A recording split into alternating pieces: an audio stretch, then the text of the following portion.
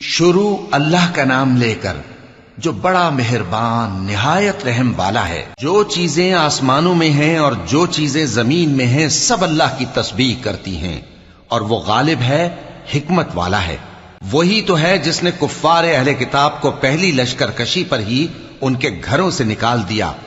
مسلمانوں، تمہارے خیال میں بھی نہ تھا کہ وہ نکل جائیں گے، اور وہ لوگ یہ سمجھے ہوئے تھے کہ ان کے قلعے ان کو اللہ کے عذاب سے بچا لیں گے، مگر اللہ نے ان کو وہاں سے آ لیا جہاں سے ان کو گمان بھی نہ تھا، اور اس نے ان کے دلوں میں دہشت ڈال دی کہ اپنے گھروں کو خود اپنے ہاتھوں اور مومنوں کے ہاتھوں سے اجاڑنے لگے۔ تو اے بصیرت کی آنکھیں رکھنے والو، عبرت حاصل کرو۔ اور اگر اللہ نے ان کے بارے میں جلا وطن کرنا نہ لکھ رکھا ہوتا تو ان کو دنیا میں بھی عذاب دے دیتا، اور آخرت میں تو ان کے لیے آگ کا عذاب تیار ہے ہی۔ یہ اس لیے کہ انہوں نے اللہ اور اس کے رسول صلی اللہ علیہ وآلہ وسلم کی مخالفت کی، اور جو شخص اللہ کی مخالفت کرے تو اللہ اسے سخت عذاب دینے والا ہے۔ مومنوں، کھجور کے جو درخت تم نے کاٹ ڈالے یا ان کو ان کی جڑوں پر کھڑا رہنے دیا، سو یہ اللہ کے حکم سے تھا، اور اس سے مقصود یہ تھا کہ وہ نافرمانوں کو رسوا کرے۔ اور اے مسلمانوں، جو مال اللہ نے اپنے پیغمبر کو ان لوگوں سے جنگ کے بغیر دلوایا ہے اس میں تمہارا کچھ حق نہیں، کیونکہ اس کے لیے نہ تم نے گھوڑے دوڑائے نہ اونٹ، لیکن اللہ اپنے پیغمبروں کو جن پر چاہتا ہے غالب کر دیتا ہے، اور اللہ ہر چیز پر قادر ہے۔ جو مال اللہ نے اپنے پیغمبر صلی اللہ علیہ وآلہ وسلم کو بستیوں والوں سے دلوایا ہے وہ اللہ کے اور پیغمبر کے قرابت والوں کے اور یتیموں کے اور حاجت مندوں کے اور مسافروں کے لیے ہے، تاکہ جو لوگ تم میں دولت مند ہیں انہی کے ہاتھوں میں نہ گردش کرتا رہے، اور جو چیز تم کو پیغمبر صلی اللہ علیہ وآلہ وسلم دیں وہ لے لو، اور جس سے منع کریں اس سے باز رہو، اور اللہ سے ڈرتے رہو، بے شک اللہ سخت عذاب دینے والا ہے۔ اور ان ضرورت مند مہاجروں کے لیے بھی جو اپنے گھروں اور مالوں سے خارج اور جدا کر دیے گئے ہیں، جو اللہ کے فضل اور اس کی خوشنودی کے طلبگار اور اللہ اور اس کے پیغمبر کے مددگار ہیں، یہی لوگ سچے ہیں۔ اور ان لوگوں کے لیے بھی جو مہاجرین سے پہلے اس گھر یعنی مدینے میں مقیم ہیں اور ایمان میں مضبوط ہیں، اور جو لوگ ہجرت کر کے ان کے پاس آتے ہیں وہ ان سے محبت کرتے ہیں، اور جو کچھ ان کو ملا اس سے اپنے دل میں کچھ خواہش اور خلش نہیں پاتے، اور ان کو اپنی جانوں پر مقدم رکھتے ہیں خواہ وہ خود بھی فاقے سے ہوں۔ اور جو شخص خود غرضی سے بچا لیا گیا تو ایسے ہی لوگ بامراد ہیں۔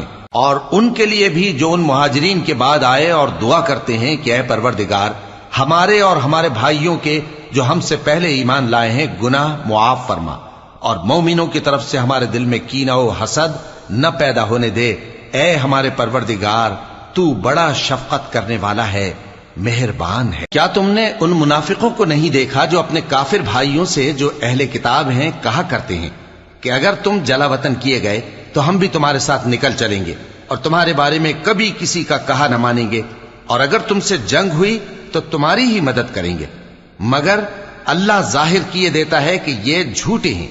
اگر وہ نکالے گئے تو یہ ان کے ساتھ نہیں نکلیں گے، اور اگر ان سے جنگ ہوئی تو یہ ان کی مدد نہیں کریں گے، اور اگر مدد کریں گے بھی تو پیٹ پھیر کر بھاگ جائیں گے، پھر ان کو کہیں سے بھی مدد نہ ملے گی۔ مسلمانوں، تمہاری ہیبت ان لوگوں کے دلوں میں اللہ سے بھی بڑھ کر ہے، یہ اس لیے کہ یہ سمجھ نہیں رکھتے۔ یہ سب جمع ہو کر بھی تم سے نہیں لڑ سکیں گے مگر بستیوں کے قلعوں میں پناہ لے کر یا دیواروں کی اوٹ سے۔ ان کے آپس میں بھی بڑی لڑائی رہتی ہے، تم خیال کرتے ہو کہ یہ اکٹھے ہیں، حالانکہ ان کے دل پھٹے ہوئے ہیں۔ یہ اس لیے کہ یہ بے عقل لوگ ہیں۔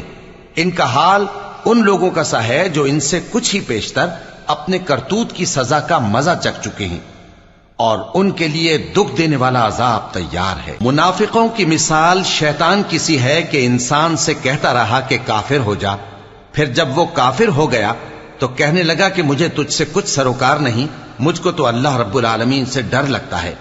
تو دونوں کا انجام یہ ہوا کہ دونوں دوزخ میں جائیں گے، ہمیشہ اس میں رہیں گے، اور بے انصافوں کی یہی سزا ہے۔ اے ایمان والو، اللہ سے ڈرتے رہو، اور ہر شخص کو دیکھنا چاہیے کہ اس نے کل یعنی آخرت کے لیے کیا سامان بھیجا ہے، اور ہم پھر کہتے ہیں کہ اللہ سے ڈرتے رہو بے شک اللہ تمہارے سب اعمال سے خبردار ہے۔ اور ان لوگوں جیسے نہ ہو جانا جنہوں نے اللہ کو بھلا دیا تو اللہ نے انہیں ایسا کر دیا کہ وہ خود اپنے آپ کو بھول گئے۔ یہی لوگ ہیں نافرمان۔ اہل دوزخ اور اہل بہشت برابر نہیں، اہل بہشت ہی کامیابی حاصل کرنے والے ہیں۔ اگر ہم یہ قرآن کسی پہاڑ پر نازل کرتے تو تم اس کو دیکھتے کہ اللہ کے خوف سے دبا اور پھٹا جاتا ہے۔ اور یہ مثالیں ہم لوگوں کے لیے بیان کرتے ہیں تاکہ وہ غور کریں۔ وہی اللہ ہے جس کے سوا کوئی معبود نہیں، پوشیدہ اور ظاہر کا جاننے والا، وہ بڑا مہربان ہے، نہایت رحم والا ہے۔ وہی اللہ ہے جس کے سوا کوئی عبادت کے لائق نہیں، بادشاہ حقیقی، ہر عیب سے پاک، سلامتی دینے والا، امن دینے والا، نگہبان، غالب، زبردست، بڑائی والا۔ اللہ مشرکوں کے شرک سے پاک ہے۔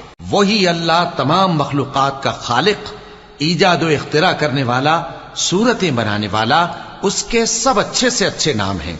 جتنی چیزیں آسمانوں اور زمین میں ہیں سب اس کی تسبیح کرتی رہتی ہیں، اور وہ غالب ہے، حکمت والا ہے۔